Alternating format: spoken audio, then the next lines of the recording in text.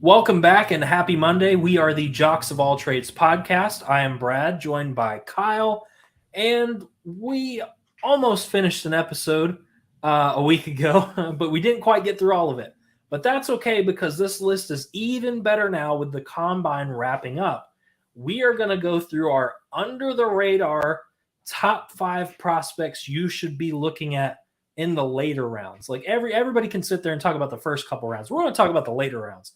We're going to talk about these guys that you should be listening for on day 2 or day 3. But first, let's hear from our sponsors. Fresh Cuts is our amazing sponsor who has been with us since 2020. Fresh Cuts is the local barbershop hangout in Marion, Indiana.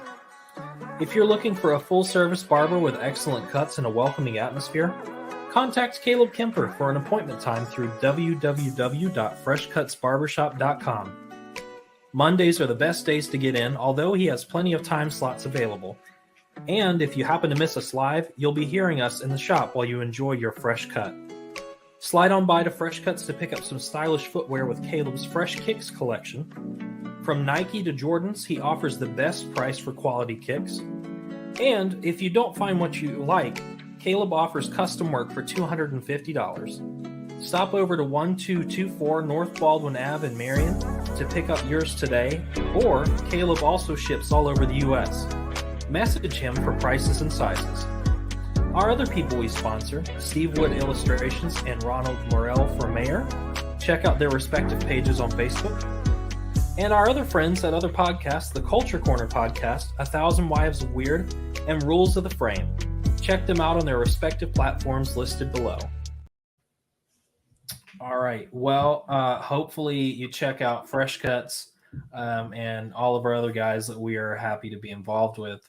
But without further ado, Kyle has his top 5 under the radar prospects. Who's first for you, Kyle? Oh my gosh, I might forget who's first. Oh, no, I don't. It's Tyjae. It's been a while. Tyjae Spears from Tulane.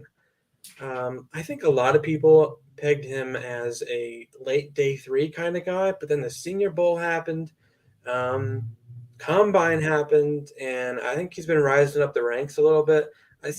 He obviously won't be day 1. I highly doubt he'll be day 1, but I think he could sneak into the back end of maybe the second, maybe the 3rd round. I think he will rise that far, but he has great speed, great elusiveness. He cuts really well. He's not afraid of contact. He's not the biggest guy in the world, but he doesn't shy away from it. He has pretty good hands, pretty good route running ability.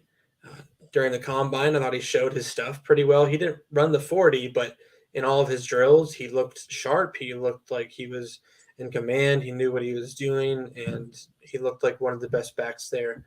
Side note, there were a lot of good running backs at the combine, and we'll talk about that. But he held his own. He looked really good. I would say the negative or the question mark for Mr. Spears here is he played at Tulane, so he didn't play against the greatest competition. I mean, even when he absolutely demolished USC, sorry, USC fans, USC's defense was pretty horrid this year. However, it was still a, legit team, a top 10, top 15 team, and he ripped through them like paper. He's very good at cutting, and they call it moving in a phone box kind of thing, like where he doesn't have much room, but he can make you miss in a very small yardage area. He's very good at that. I would say his best fits are the Falcons, the Eagles, and the Dolphins. Dolphins need a running back. I think they need a good one. I think he could sneak to their first pick because remember they don't have a first rounder. I think he could sneak there. The Eagles, I just think they don't like investing a lot into the running back position. And Tyjae Spears, getting him late 2nd or late 3rd, something like that. It's not a lot to invest for a guy that I think could go over 1,000 yards with the Eagles because, again, their offensive line is that good. And lastly, I have the Falcons. They like Tyler Algier. I get it.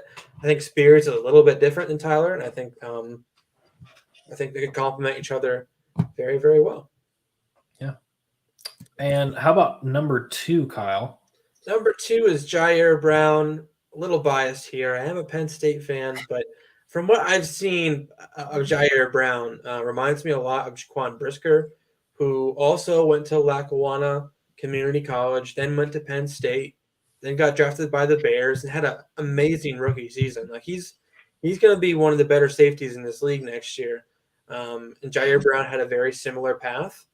And what he did in college was he kind of did everything. Uh, he gets the interceptions, he gets tackles for loss, he gets sacks, he tackles well, he covers well.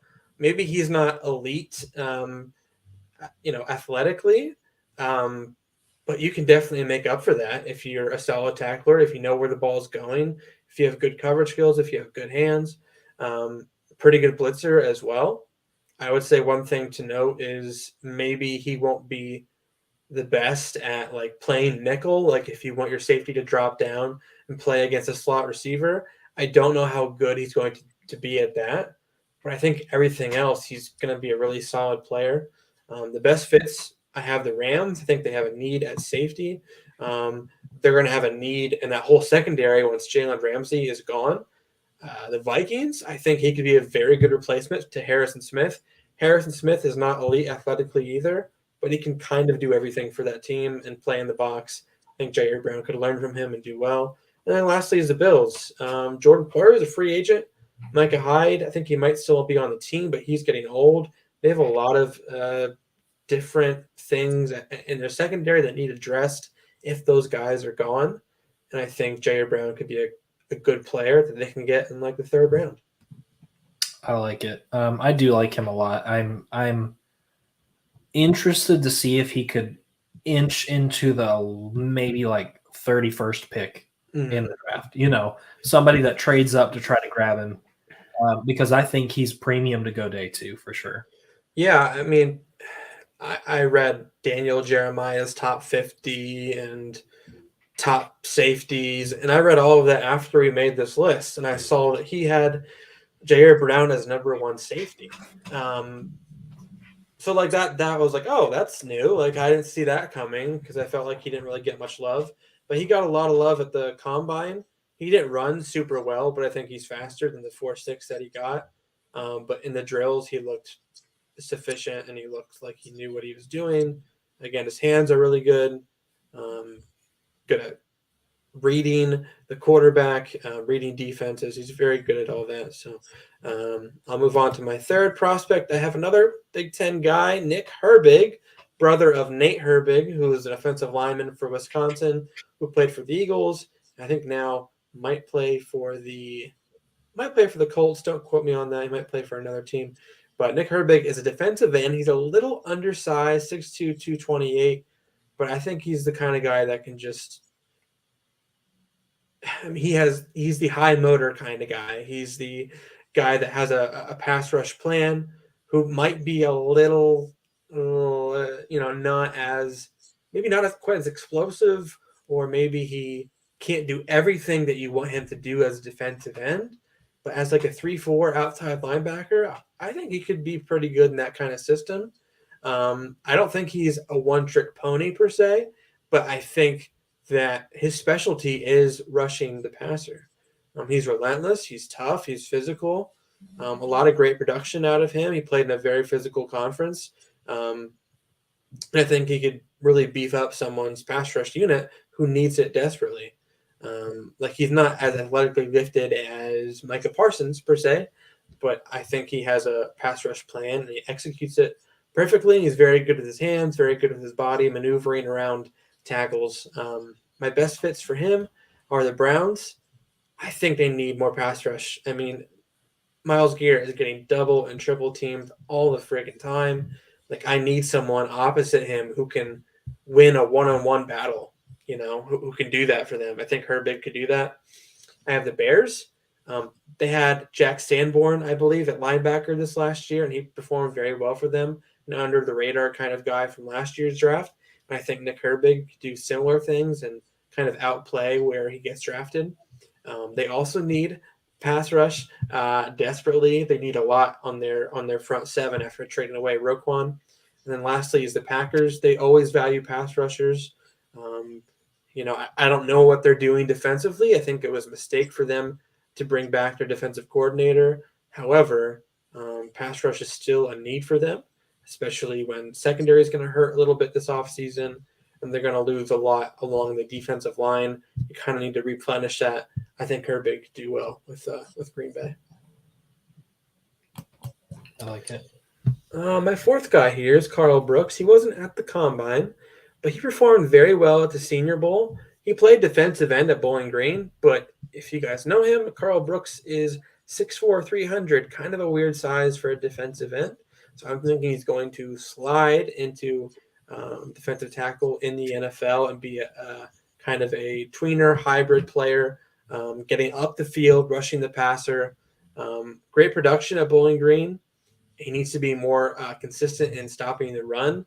But again, like he's a little bit undersized. I mean, 6'4", 300 doesn't sound undersized, but I don't think he's really built as a defensive tackle quite yet.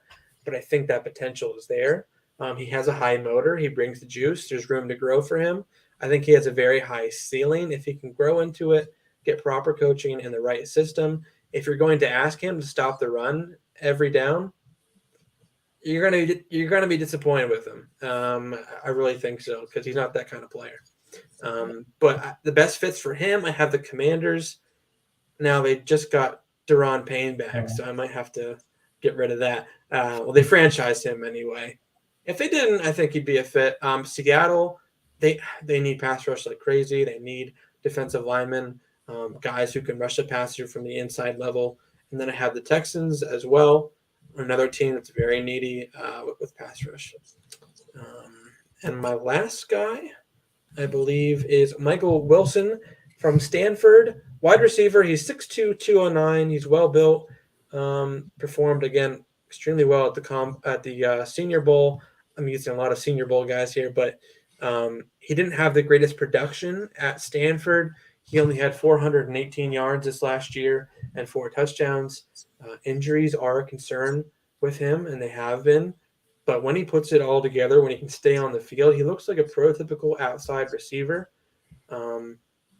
He has good enough speed. I think he ran like a 4.52 at the combine, and that is definitely good enough for an outside receiver. I was about to pull it up. Let me see. Yeah, I mean, I think Hopkins ran slower than that. I think CeeDee Lamb ran a 4.5 when he ran. Like, he has the ability to be an outside guy.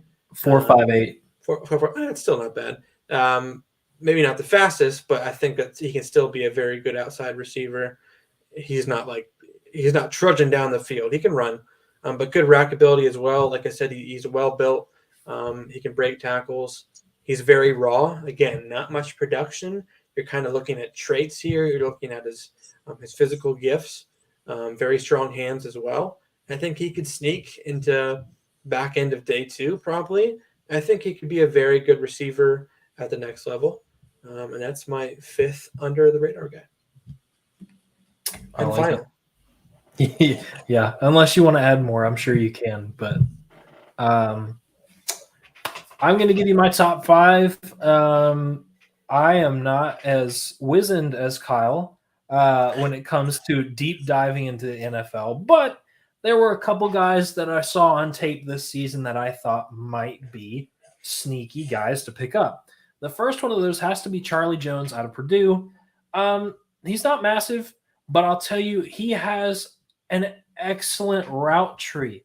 Go back and watch how this guy just runs every route in the Big Ten against Big Ten defenses and still posted the number 2 yardage in the nation on the year. That's impressive. My biggest thing with him is he's not fast. He's really, really good once you have him running out and get the ball to him. But after he gets the ball, he's not going to be that rat kind of guy. Like he's not going to give you like a bunch of yards afterwards, but he's dependable. And I think that is kind of a trait that you can't teach a wide receiver. So for me, I think he could honestly sneak his way into late day 2. But I don't think he's going to be like breaking chains somewhere running like a 4.44. He's not going to do that. So if you want those reliable guys that don't necessarily need to be wide receiver number 1, the only reason I'm saying this, well, let me explain. The Chiefs, first of all, they don't really have a wide receiver 1, but Juju wasn't dependable at times. Valdez Scantling wasn't dependable at times. Kelsey was the only guy that was dependable. And it would be nice to give Mahomes somebody that's just insanely good at running and catching. That's it. That's all you need. That's okay. You don't need Tyreek every time you play an NFL game. It's nice to have Tyreek, but I'd rather have the guy that I know he is going to be at the end of his slant, and I'm going to be able to toss it out in that spot, and he'll be there. And I think Charlie Jones fits that bill. The Vikings have Justin Jefferson, and then what? Thielen might be out of the door. And then you just have KJ Osborne and a bunch of weirdos. I think Charlie Jones would be a really good wide receiver too. Again, he's not a superstar, but he's going to be pretty decent at the next level. And then, of course, the third one is the Bears. Fields needs as much help as he can get. I think they will still address receiver way earlier than this, but I don't know if you feel the same way, Kyle, but I feel like double dipping sometimes when you're not secure at that position is really good. And if you could get a Jackson Smith and Jigba type and Charlie Jones, I think that kind of helps bring a 1-2 punch that's not necessarily the same kind of receiver for Fields. So, yeah, Charlie Jones is one. Yeah, I just wanted to say, how dare you disrespect Jalen Rager like that, calling him a weirdo. No, I'm just kidding. But Charlie Jones, you're right. Like, when I watched him, I didn't see speed. But then, like, at the combine, he ran like a 4.47. So, like, he's not an outside receiver, but in the slot, I think he might be able to get open consistently in the NFL with that kind of route tree and that kind of speed. So, he's rising up my draft board as well. I like it. Here's my second one that I feel like is going to be the one that we deliberate the most out of my list is Zach Harrison out of Ohio State. He is an incredible talent. If you see what he was coming out of high school, he was this huge 5-star recruit. Mm-hmm. And then he went to Ohio State, which felt like the perfect match of, okay, we know how to create edge rushers that go on to the next level and just dominate. He's got the perfect frame, but his career has been really blech. He just doesn't look like he wants to be there sometimes. And this was the same crap that I said about Kayvon Thibodeau. And while I still believe that's true, when Thibodeau wanted to be on, he was on. And I think that's going to be the big question with Zach Harrison. But for the same reasons that you had with Herbig, I have with Zach Harrison. 6'6", 272. That is a monster of an edge rusher. I think the Browns, you're absolutely right. Myles Garrett can't do everything by himself. They've tried a couple plug-and-play guys, and they haven't really worked out. Clowney being the last one of them, and then he took a shot at the franchise.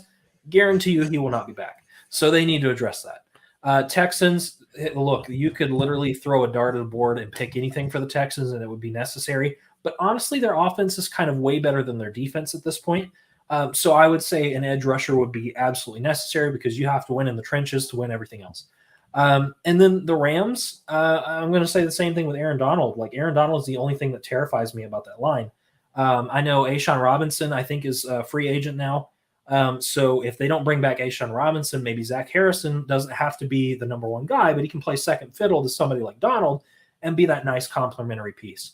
So I think with him, though, it's just going to depend on how teams view lackluster college production versus insane talent.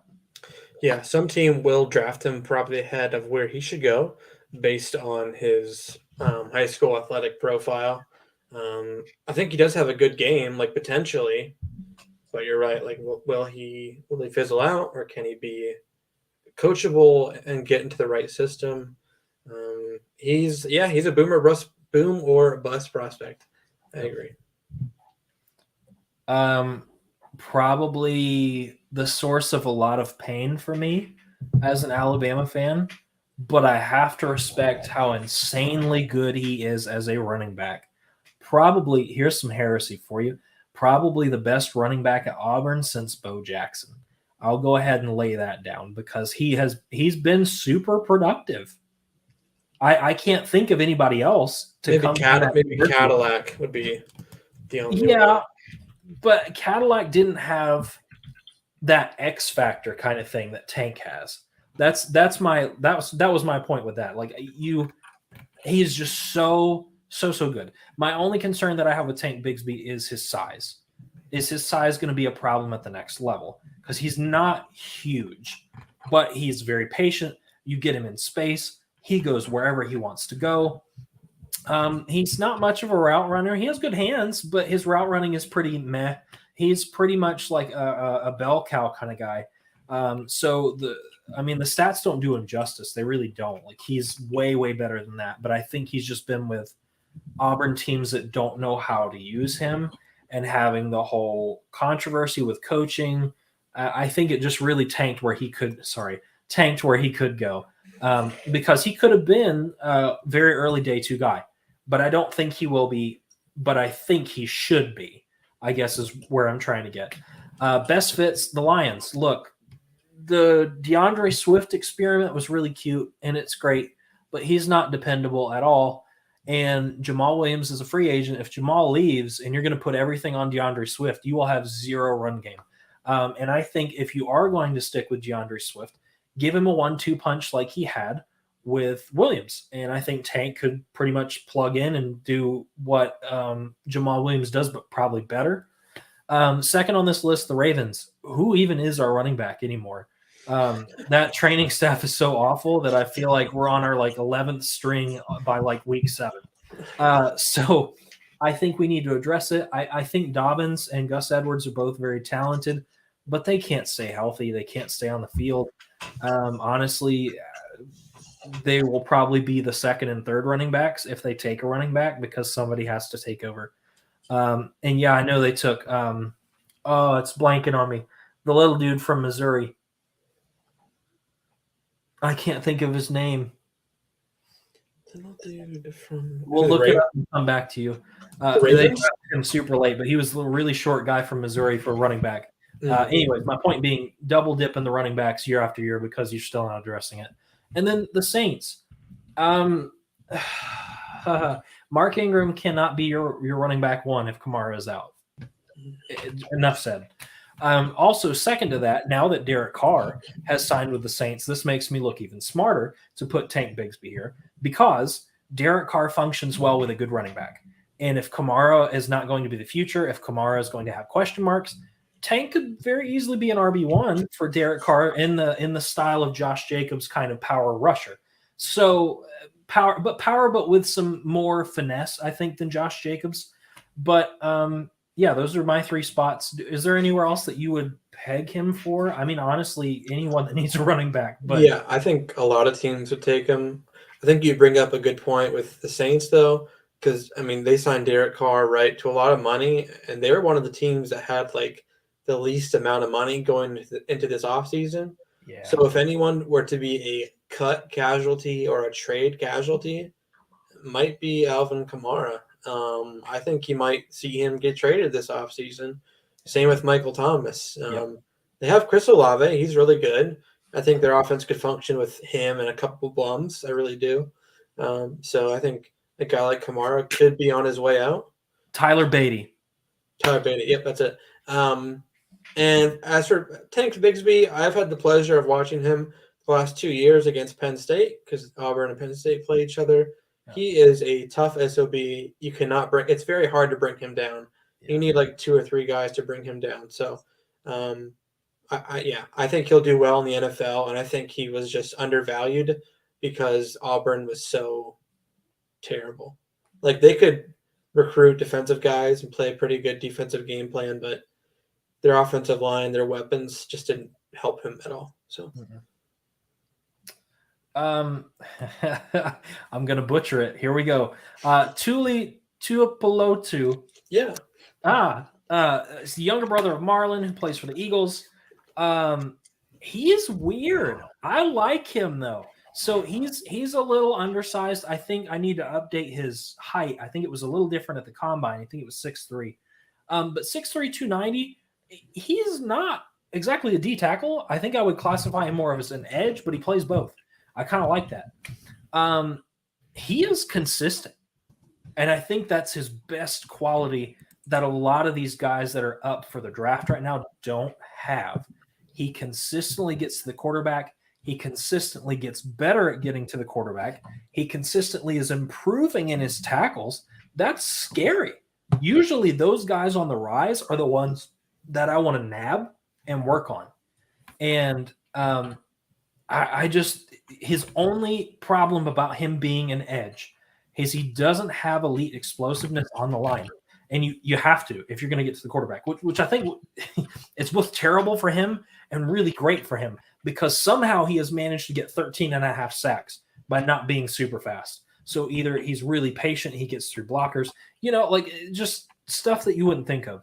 But I like him. I was surprised he's not a day one guy, but I think just because defense is so loaded this year, I think he's falling a little further than he should. I think he'll be a day 3 guy. Round 3 guy. Could be round 2 guy.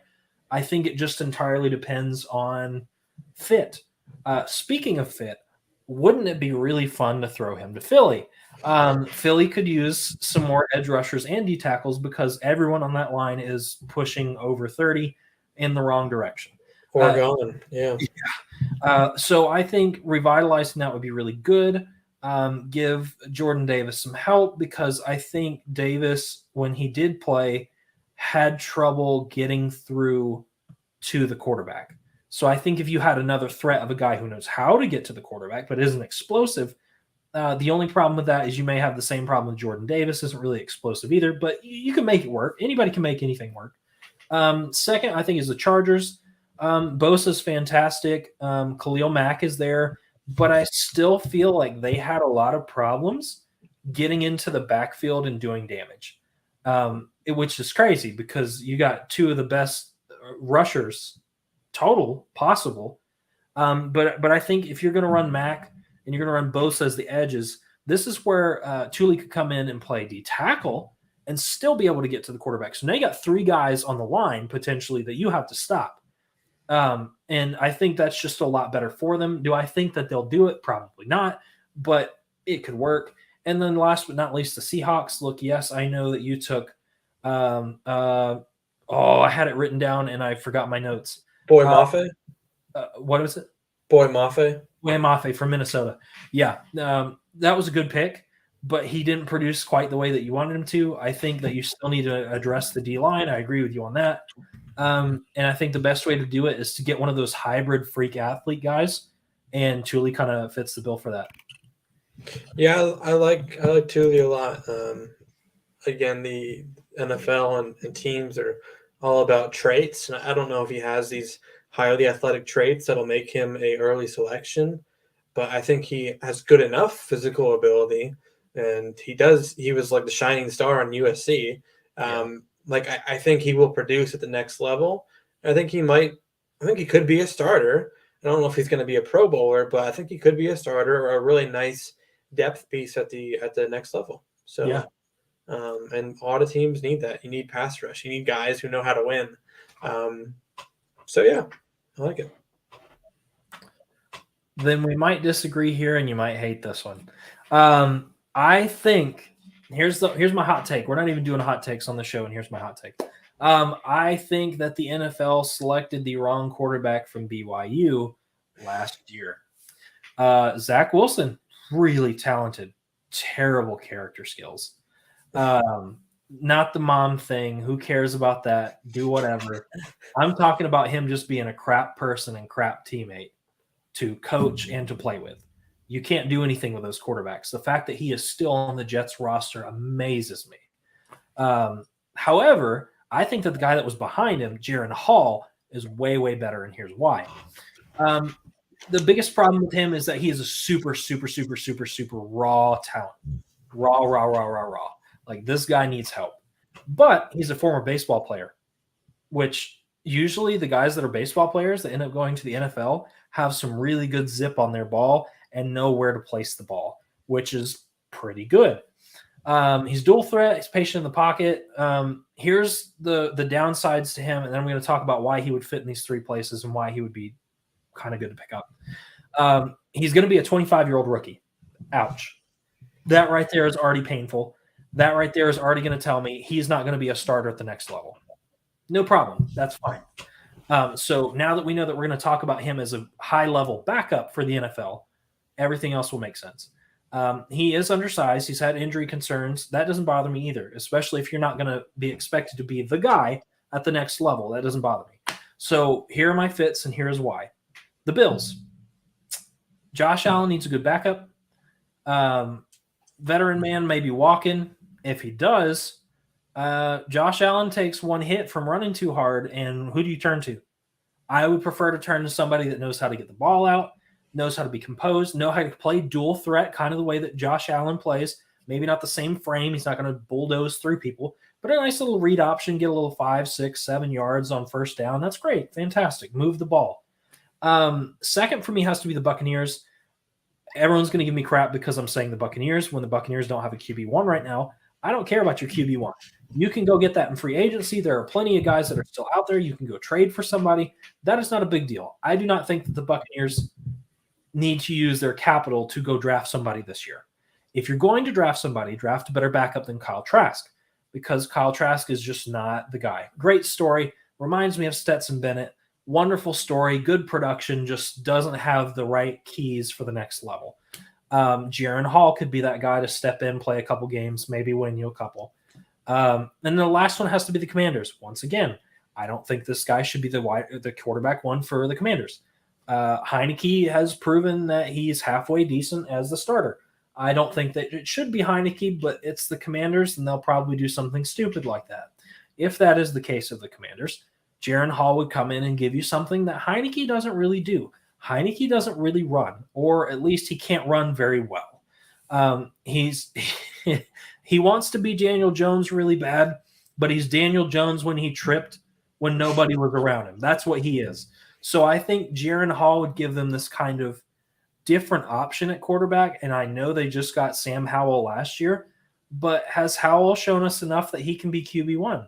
Or that he can even be QB2 yet? No, because we haven't seen enough. And obviously in training camp, if he hasn't moved up, there's still some concerns about Sam Howell. So those are my 3 spots for Jaron Hall. I almost did Dorian Thompson-Robinson because I like him also, but I just think Jaron Hall has that take this with a huge grain of salt. He has that Ryan Fitzpatrick kind of, I could play for anybody in the league and at least win you a couple games. I think he has that. Zach Wilson doesn't even have that. So I think Jaron Hall is better. What are your thoughts? Yeah, I like Jaron Hall. I think what I saw from him at the Combine impressed me. I think, though, what you said about being a baseball player – and then when you said about Dorian Thompson-Robinson, I did just see that DTR threw like 62 miles per hour.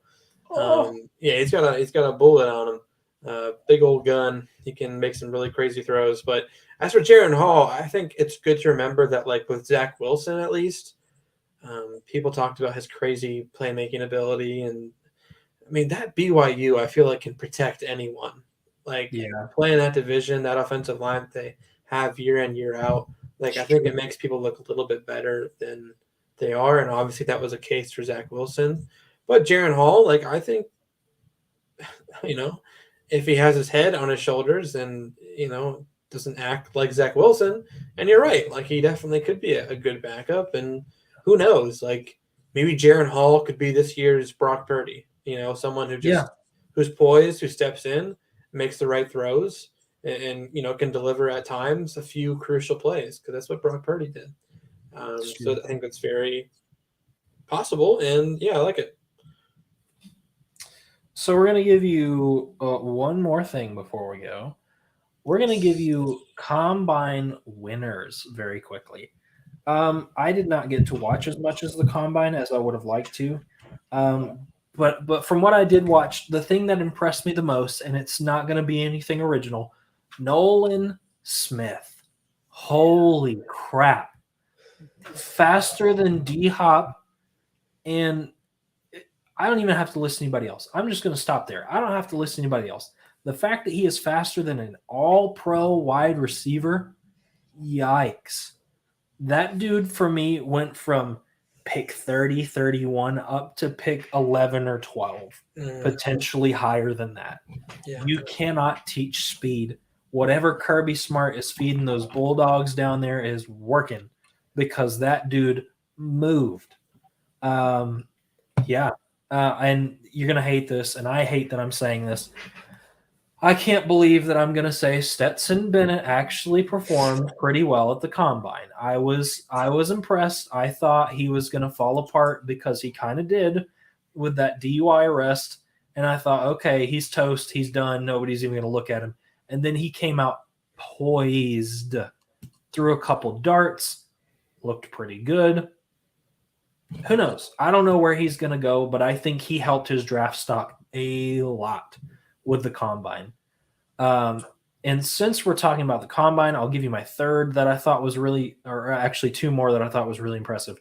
CJ Stroud actually had a really good combine.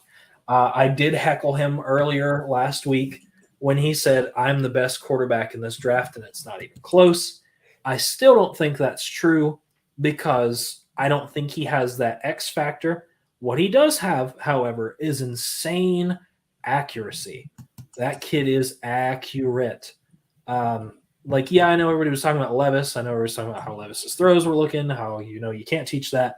But let me just be more impressed with Stroud having some disappointing seasons, putting up good numbers, disappointing seasons in the game where it mattered most. And then he comes into the combine, probably the highest pressure thing he's had to go through, and delivers really well. Kudos to CJ Stroud. I really do think he will not be on the board by pick 3. And then my last one, Devin Achane is a fast little man. I think that'll translate really well for somebody. I know that I had talked about CJ Spiller, or not CJ Spiller. Oh my gosh, Isaiah Spiller. CJ Spiller's a little older than that. Isaiah Spiller about being maybe that 1-2 punch in Wow, I am getting old. In the Chargers. Oh my gosh. But Achane, I think, is another guy that people are going to covet day 2 or round 3, maybe, because it wasn't breakneck speed, but it was pretty good. And I think a lot of teams have power backs, but not a lot of teams have those speedy guys. And I think Achane could fit in a place like Tennessee, who is actively shopping Derrick Henry. I can't believe I'm saying that. That's such a stupid statement, but whatever. If you're going to do it, go and get a speedy guy, because apparently you don't want the guy that's way better than Achane. But those are my 4. I bet I have one more in me, but you go ahead for a minute. Yeah, I like what you said about CJ Stroud. He really impressed me. The more I just saw him work out, and the more I thought about it, I think he very well could be the best quarterback in this draft. Obviously, I like Bryce Young too, but everybody talked about Richardson and Levis and all these other guys. But if you can be that accurate with the ball, and if you know how to move in the pocket, which Stroud has shown the ability to, and he's getting better at, then you can survive in this league for as long as Tom Brady. You know what I mean? The intelligence has to be there, obviously, and I think he is, and he'll get more intelligent and more attuned to the NFL and its ways. But if he can be in a decent situation with a decent offensive line, I mean, it doesn't matter how wide open your receivers are, even if it's by a few inches, a foot, whatever. If you can throw the ball that well, that accurately, you can survive and be a really good quarterback. So CJ Stroud is starting to creep up on my maybe number 1 overall list. But Anthony Bradford, I have him 6'4", 330 guard from LSU. According to a lot of scouts, a lot of analysts out there, they thought he had athletic limitations playing offensive line, but then he goes out, does a 5.08 at 330 pounds, 174 split, 30-inch vertical jump, 8'10 broad jump, really good 34 bench press. But there's some freaky athletic numbers for a big guy like that. And I think his problem was just he needs to learn how to be a guard better. And I think if you have a good offensive line coach, I think he could be a steal at the next level. Trey Palmer, who ran a 4.33, I think, former LSU guy, went Yeah. to Nebraska, put up over 1,000 yards this year. I didn't realize that. 9 touchdowns. Looked silky smooth at the combine. Again, ran really, really fast. 6 foot, 190, pretty good size. I think he made money a few days ago, and I think he's going to rise up draft boards too. Really liked what Trey Palmer did. I'm going to give you one more, and then I'll give you a question. Ade Timoia Adebaware, That was my last one. edge rusher or D tackle at the next level. How do you run a 4.5 40 at 282 pounds? That is insane. I don't know, man. I wish I knew. Like, I think that is equivalent to Jordan Davis running a 4.7 something last year. Like, those are very much like what, like how is that possible? 6'2", 280. I think he could be an edge rusher. I think he could be a D tackle the next level too. If those kind of numbers, 280, kind of means to me that like maybe you could tack on another 10 to 15 pounds and be like this, elite pass rusher at D tackle, because that is something that a lot of teams covet, but not every team can get, is pass rushing from the interior. So I think he could sneak his way into the end of the first. And there's so many more. I mean, I'll just throw out some more names. Jackson Smith and Jigma had a good one. Christian Gonzalez, Deontay Banks, Darnell Washington, Zach Kuntz, my gosh, former Penn Stater, 6'7", ran a 4.55. Byron Young ran a 4.43 for a defensive end. Jack Campbell, I think he might be the best linebacker in this draft now. I'm kind of putting that there. DJ Turner ran a 4.27. The Brown brothers from Illinois both performed really well. But the guy that I wanted to ask about before we end, I want to have a conversation about it. You probably know where it's going, is Anthony Richardson. Anthony Richardson. What do you think of his performance, and what do you think of people gushing over him the last weekend, probably in a week coming? I'm going to piss a lot of people off. I wasn't impressed. If you watch his tape, yeah, that's what he does. Duh, we know that. He's got the physical gifts. That's not the question. Even if you go back and look at the Utah game, he didn't really throw at all. And then the next game, he had like 1 touchdown, 1 interception. Then the next game, 2 touchdowns, 1 interception. The next game, 2 touchdowns, 1 interception. He didn't kill it at all in terms of production, which is going to bother people, first of all. And he also didn't kill it in terms of what's the word I'm looking for here, Kyle? Like the actual NFL game ability. He did not have that. He's got the physicals. You're right. Drool all over that. That is amazing. Fantastic. I don't really care about your vertical or long jump. I want to know if you can read a defense. I want to know if you're going to know what to do when the pocket breaks down, because you're a runner. What are you going to do? Try to run out there like Lamar? You're not Lamar. You're not Lamar. Nope. Lamar built his own thing. Justin Fields does his own thing. You have to figure out who Anthony Richardson is, and I hate his nickname because it's just an amalgamation of these guys that I want to be. Okay, well, be you, because that's what we're looking at right now. And right now, when we look at you, I don't see the production to back up all this hype, and I don't like all the hype behind it. I think if he cannot get the NFL ball skills behind him, he will be Jamarcus Russell 2.0. That is exactly where I have him pegged. Yeah, I'm a little torn on it, honestly. I mean, I know from this combine performance that his stock will rise. Most definitely. It will. Like, let me at least say I don't want to hate him, but I kind of do. I want to like him. I really do. Yeah, I don't think he's a bad guy per se, but I think the thing that we're annoyed with is teams gushing over someone when they know that, like, throughout the tape, it's not great. They're kind of just, oh, he has these really good physical gifts, but we're kind of overlooking the overarching apparent, passing struggles that he's had, and he's only had 1 year. He's definitely not as good of a passer as Cam Newton was, nor Lamar Jackson was.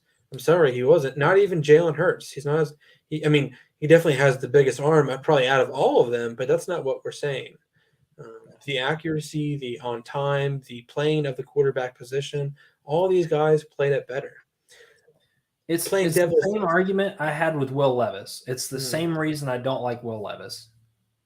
Yeah, I'm playing devil's advocate here with Anthony Richardson. I think if I were the Panthers fans, uh, more specifically, and I saw Anthony Richardson put on that kind of performance, like I know if I were the Eagles and I didn't have a quarterback, and I saw us at pick 9 with the picks available to trade up for someone like Anthony Richardson, and if he put on that kind of combine, as a Panthers fan, I would be like, oh my, I'd be drooling, I'd be gushing, like because you want to hope for the best. You want to be like, oh, he has the amazing physical gifts. He's going to be exciting, no doubt, and we have the hope and the faith that he's going to progress to be a very good passer and be this elite Pro Bowl quarterback. Like that's what everybody's hoping for, and it could definitely happen.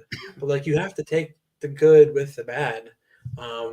So he very well could be a bust. Like I don't know.